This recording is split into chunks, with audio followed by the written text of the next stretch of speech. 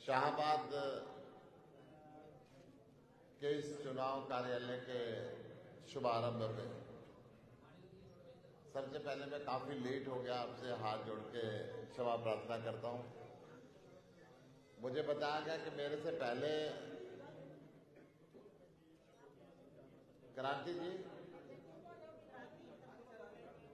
अगर आप बात करोगे बाकी चुप कैसे रहेंगे?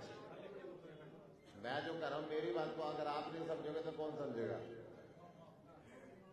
आपस में भैया कोई बात ना करो। ये जो सबसे पीछे कुर्सी पे बैठे ना भाई साहब, आपसे कह रहा हूं थोड़ी देर के लिए शांति, क्योंकि इसकी इको ज्यादा है माइक में और समझने में दिक्कत आती है, इसलिए मैं धीरे धीरे बोलूंगा। अगर आप बात करोगे, जो मैं इतनी लेट आया हूं इसके लिए मैं माफी मांग रहा हूं। इंडिया गठबंधन का मैं संयुक्त रूप से उम्मीदवार हूं। आम आदमी पार्टी के चुनाव चिन्ह झाड़ू के ऊपर चुनाव लड़ रहा हूं। कांग्रेस पार्टी का समर्थन है। इस देश के अंदर गठबंधन की जरूरत क्यों पड़ी? बहुत से लोग कहते हैं कि भाई आप तो एक दूसरे के विरोध में थे, तो ये स्थिति क्यों आई? इस स्थिति का आने का कारण है कि देश का लोकतंत्र खतरे में हो गया। अगर हम किसी विचारधारा को लेकर लड़ रहे थे, परंतु सबसे बड़ा है ये देश। जब राज्य के चुनाव आएंगे, कोई छोटी मोटी बातें होंगी तो आपस में बैठ कर सुलझा लेंगे। अगर देश का लोकतंत्र नहीं रहा, अगर ये देश के अंदर चुनाव होने बंद हो गए, अगर इस देश के अंदर विपक्षी नेताओं को कुचल दिया जाए, तो ये भारत की खूबसूरती नहीं रहेगी। भारत के अंदर धर्म और जाति के नाम पे जहर घोल दिया जाए, भारत के अंदर धर्म और जाति के नाम पे जहर घोल के नफरत पैदा कर दी जाए। मैं हरियाणा की बात करूं, हरियाणा में अगर गांव में शादी होती थी, किसी भी जाति की बारात आती थी, हर परिवार से एक दूध का लोटा आता था, गांव का बटे हुआ माना जाता था। गांव की लड़की कहीं भी थी, वो एक अलग रिस्पेक्ट थी। हर घर से चारपाई आती थी। आज ये नफरत के बीज बू गए। शादी में भी एक दूसरे को बुलाने की सोचनी पड़ती है कि बुलाए या ना बुलाए। ये जो प्रेम खत्म हो गया, ये जो गोली का राज हो गया कानून की जगह, किसान पे गोली, एक राजनीतिक पार्टी के प्रधान पे गोली, सरपंचों के प्रधान पे गोली, व्यापारियों पे गोली, कानून का राज खत्म, गोली का राज शुरू। पूरे प्रदेश में बेरोजगारी नंबर 1 पे है। शिक्षा के मंदिर को बंद करते जा रहे हैं, स्कूल बंद होते जा रहे हैं, नए हॉस्पिटल बन नहीं रहे। तो ये स्थिति एक ऐसी होती जा रही है कि इसको बदलाव की जरूरत है, और इस बदलाव के लिए गठबंधन बना। इस गठबंधन के तहत इस क्षेत्र लोकसभा की सीट की जिम्मेदारी मुझे दी गई। मेरे सामने अभी वर्तमान सांसद नायब सिंह जी हैं। मैं गांव-गांव गया, लोगों से पता किया नायब सिंह कैसे व्यक्ति हैं, आपके गांव में आते हैं क्या? अभी भी नहीं आई। 90% गांव के लोगों ने मुझे कहा कि नायब सैनी हमारे गांव में कभी नहीं आए। मेरे कान में कोई 99 बोल रहा है, कोई 98 बोल रहा है। एक बार आप सामने वाले हाथ खड़े करके बताओ कि आपके गांव में नायब सैनी आए थे? आए थे? तो ये हाथ हिला के मना कर रहे हैं कि नायब सिंह गायब रहते हैं। और कुरुक्षेत्र की जनता ने, भाई साहब साइड में दीवार के साथ आपसे कहा, नायब सिंह गायब सिंह हो चुके हैं। कुर्सी दे दो इनको आप सर बैठो, कुर्सी ले लो। सारे पत्रकार बैठे हुए, कुर्सी दे दो भाई।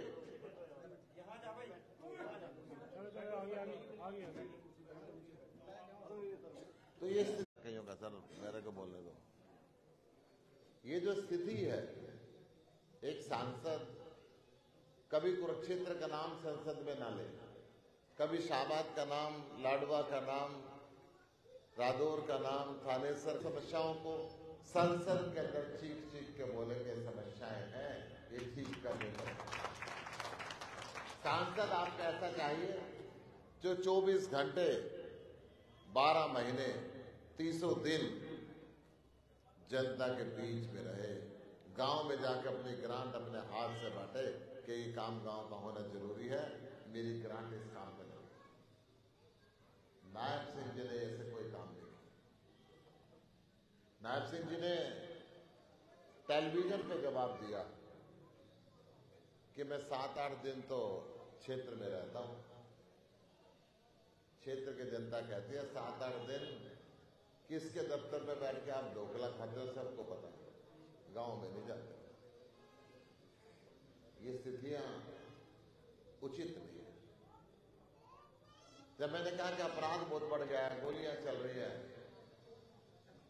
मनोहर लाल खट्टर जी ने कहा 2 दिन पहले करनाल में प्रेस कॉन्फ्रेंस करके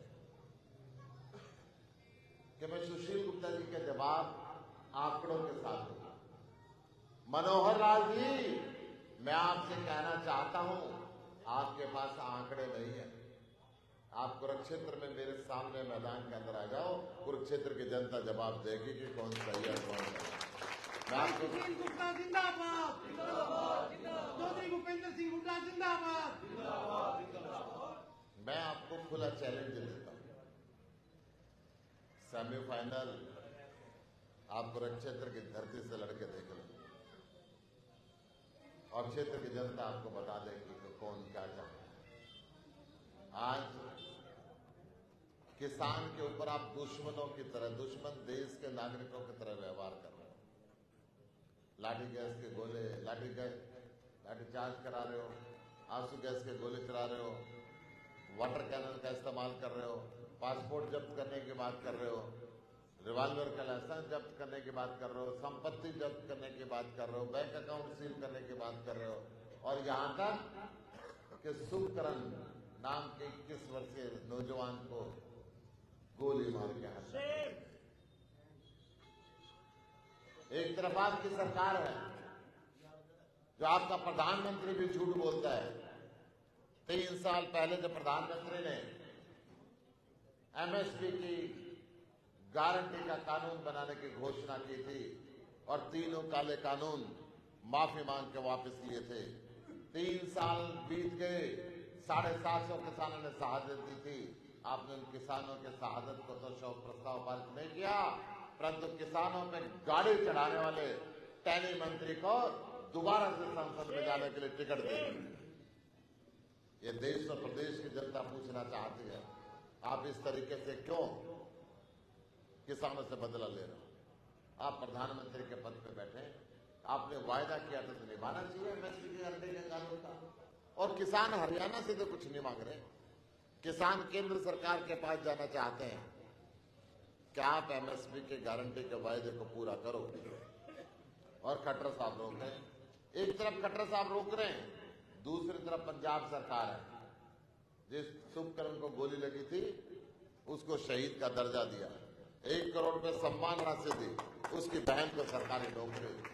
एक तरफ केजरीवाल है जो पिछली बार भी बॉर्डर पे सेवा की थी, उनको जेल में रखने के लिए दिल्ली के स्टेडियम नहीं दिए थे, और इस दफा भी केंद्र सरकार को मना कर दिया कि मैं किसान का सम्मान करता हूं, इसके लिए जेल बनाने की अपनी धरती के ऊपर इजाजत नहीं दे सकता। मैं बात हरियाणा की करूं, चारों तरफ नशा है।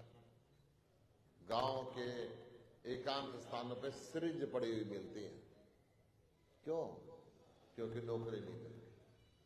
नौकरी में सबसे ज्यादा बेरोजगार इस देश के अंदर हरियाणा में है। बेरोजगार नौजवान अपराध के रास्ते पे चल पड़ा, नशे के रास्ते पे चल पड़ा, डिप्रेशन के रास्ते पे चल पड़ा और अपनी जमीन बेच के अवैध तरीके से डंक की रास्ते से विदेश के लिए चल पड़ा, बूढ़े माँ बाप को अकेला छोड़ के। और जब बाहर जाता है तो कई बार बॉर्डर पे गोली लगती है। जमीन बेच के जब वो गया है, जाने के पैसे तो हैं, उस नौजवान की लाश वापस घर पे लाने के लिए बूढ़े माँ बाप के वहां पैसे नहीं होते और वो अंतिम लकड़ी भी उसको नहीं दिखा पाता। ये दुर्दशा मनोहर लाल जी, आपने 30-30 बार पेपर लीक करा के हरियाणा की कर दी है।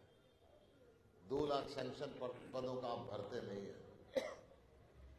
क्यों आप हरियाणा के साथ ये दुश्मनी ले रहे? मैं आपको बता देना चाहता हूं, मैं कुरुक्षेत्र लोकसभा से आधे घंटे के रास्ते पे मेरा गांव है साबलो कला।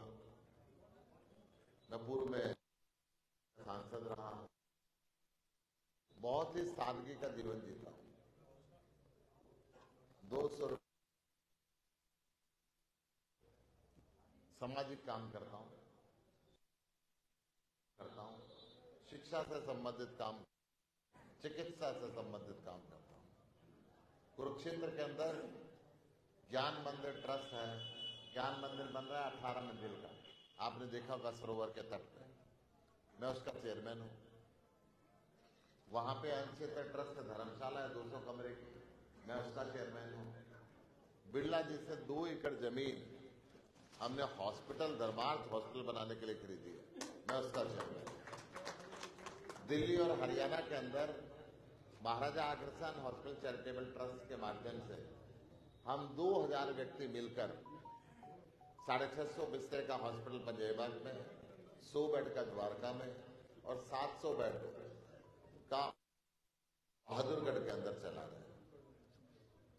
और 60 करोड़ रुपए साल की वहां पे हम चैरिटी करते हैं, धर्मार्थ करते हैं। मैं ये कह रहा हूं कि उन संस्थाओं को चलाने के लिए, बनाने के लिए समाज के हर वर्ग ने योगदान दिया। और मेरे को तो ये झोली पसारने की आदत पड़ी रही है, थोड़ी सी झोली सामान के लिए भी पसार लूंगा। यहां से जो लोग अच्छे पैसे वाले व्यापारी बंबई, दिल्ली और विदेश के अंदर गए हुए, उनसे निवेदन करूंगा कि अपनी जड़ों के अंदर भी कुछ धर्म करें, यहां भी स्वास्थ्य की अच्छी सुविधाएं लगाएं। काम कराना मुझे आता है, भारत सरकार से लेके आऊंगा, हरियाणा सरकार से भी पैसे लेके आऊंगा। इस क्षेत्र के अंदर सरकार का पैसा भी लगेगा, समाज का पैसा भी लगेगा, तो विकसित करूंगा। डॉक्टर सुशील गुप्ता जिंदाबाद, डॉक्टर सुशील गुप्ता जिंदाबाद। कह सकता हूं कि 24 घंटे आपके बीच के अंदर रहूंगा। हर गांव में जाके हर गांव के हिस्से की ग्रांट अपने हाथ से बांट के आऊंगा। नायब सैनिक की तरह गायब नहीं रहूंगा। मैं आपसे अपील करना चाहता हूं, इस बार इंडिया गठबंधन के साझा उम्मीदवार को झाड़ू का बटन दबा के जिता तो आप रहे हैं। जहां जहां भी मैं गया हूं, बहुत भरोसा मुझे मिला है, लोगों के अंदर बदलाव का एक उत्साह है। परंतु एक निवेदन है, जो 10-15% ईवीएम में सेटिंग है ना, इसके नाम की हमें अलग मेहनत करनी पड़ेगी, इसके नाम की अलग मेहनत करनी पड़ेगी।